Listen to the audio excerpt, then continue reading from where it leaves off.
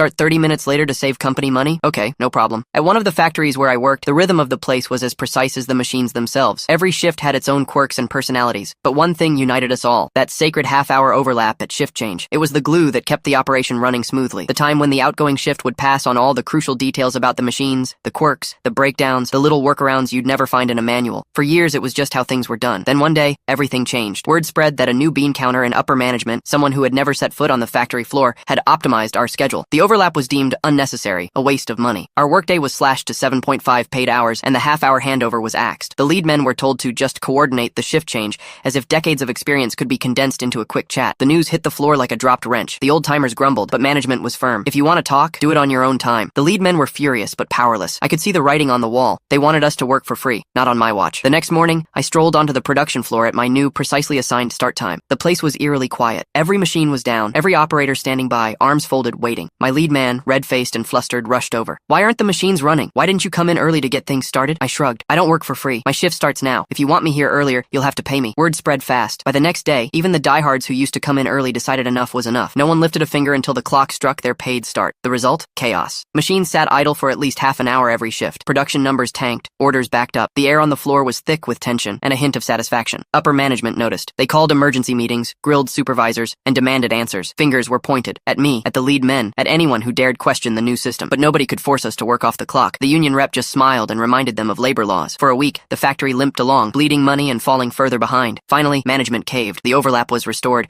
our hours bumped back up, and the old routine returned. The machines roared back to life, and the floor buzzed with the familiar rhythm. Afterwards, the lead man clapped me on the back. "You started a rebellion," he said, grinning. Maybe I did. Or maybe I just reminded everyone that respect, like time, shouldn't be given away for free.